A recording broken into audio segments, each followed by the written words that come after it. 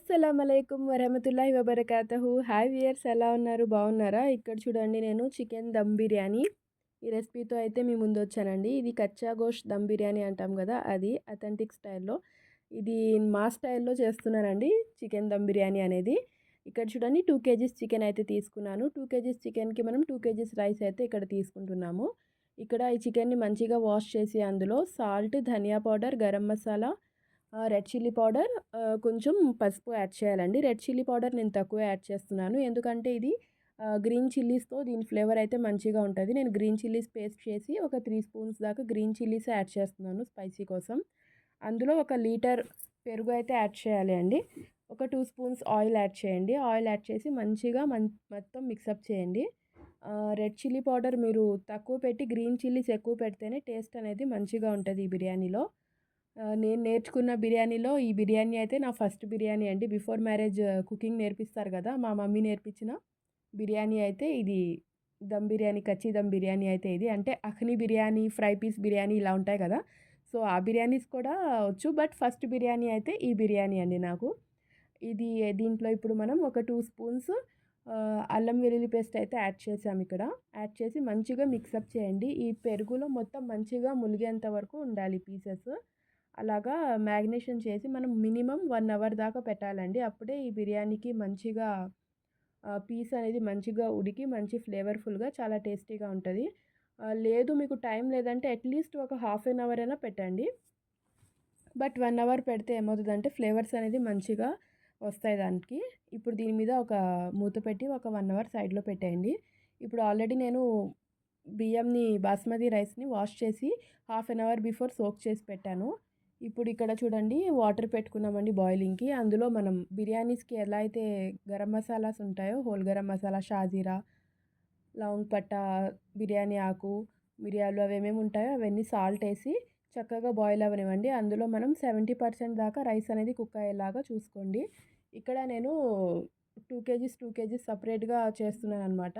ఎందుకంటే పెద్ద స్టవ్ మీద దమ్ చేయడం అంటే నాకు కొంచెం ప్రాబ్లం అవుతుంది. సో నేను ఇక్కడ 2 డిషెస్లో అయితే బిర్యానీ చేస్తున్నాను. ఈ ఆనియన్స్ ఇలాగా స్ట్రైట్ కట్ చేసి మనం డీప్ ఫ్రై చేసి పెట్టుకోండి. ఇప్పుడు ఒక గిన్నెలో మొత్తం కింద చికెన్ అనేది పేర్చేసుకోండి మంచిగా. ఆ తర్వాత మనం ఇక్కడ ఆనియన్స్ వేసుకున్నాం, తర్వాత కొత్తిమీర, పుదీనా యాడ్ చేసాం. ఆ తర్వాత ఇది బాయిల్ అయిన రైస్ ఏదైతే ఉంటుందో 70-80% కుక్ అయింది కదా, ఆ రైస్ కూడా మొత్తం ఇలాగా వేసుకోండి. ఇలాగా 2 లేయర్స్ అయితే మనం ఫామ్ చేసుకున్నాం. ఇలా లేయర్స్ ఫామ్ చేసినప్పుడు మధ్యలో గరం మసాలా కూడా యాడ్ చేయండి పైనుంచి. ఇలాగ గరం మసాలా స్కిప్ చేసి మళ్ళీ సెకండ్ లేయర్ అయితే యాడ్ చేయండి.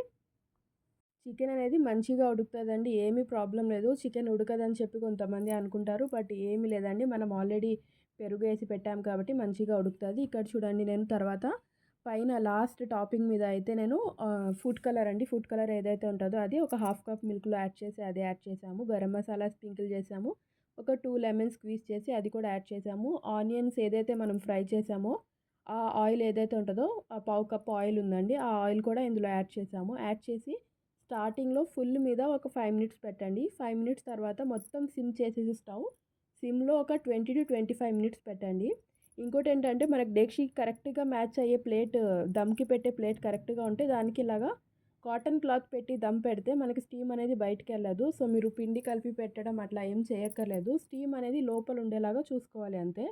అది కరెక్ట్ మూత అనేది దొరికితే మనకి దాని మీద పెట్టే లిడ్ అనేది కరెక్ట్గా ఉంటే మనం కాటన్ క్లాత్ ఏదైతే ఉంటుందో దాన్ని తడిపి అయితే మనం దమ్ పెడితే మంచిగా స్టీమ్ అయిపోయింది చూడండి. ఇక్కడ చూడండి మంచిగా స్టీమ్ అయింది. ఇప్పుడు కింద నుంచి సైడ్ నుంచి తీసి పీస్ అనేది మంచిగా కుక్ అయిందా లేదా అనేది ఒకసారి చెక్ చేసుకోండి. మంచిగా కుక్ అయింది. ఇప్పుడు ఇక్కడ 2 స్పూన్స్ ఘీ అయితే పైనుంచి యాడ్ చేసి స్టవ్ ఆఫ్ చేసాం కదా మనం, ఒక 5 మినిట్స్ అలాగే పెట్టేయండి. వెంటనే మిక్సప్ చేయొద్దు. ఒక 5 మినిట్స్ తర్వాత మిక్సప్ చేయండి. వెంటనే మిక్సప్ చేస్తే ఏమవుతుందంటే వేడి మీద ఆ రైస్ అనేది బ్రేక్ అవుతుంది. సో ఒక 5 మినిట్స్ అలా వదిలేసి తర్వాత కింద నుంచి పైకి ఇలాగా మొత్తం మిక్సప్ చేయండి బిర్యానీ అనేది. చూసారా, విడివిడిగా చక్కగా పొడి పొడిగా మంచిగా వచ్చింది బిర్యానీ అనేది. సో మీరు ఒకసారి మీ ఇంట్లో ట్రై చేయండి. నాకు తెలుసండి, ఇప్పుడు నెక్స్ట్ మీరు ఖట్టా రెసిపీ అడుగుతారు. గుర్తుంది నాకు. నెక్స్ట్ టైం నేను ఖట్టా రెసిపీ కూడా తప్పకుండా అప్లోడ్ చేయడానికైతే నేను ట్రై చేస్తాను. ఖట్టా రెసిపీను, ఈ టమాటా రెసిపీ కూడా నేను త్వరలోనే అప్లోడ్ చేస్తాను. అల్లా హాఫీజ్.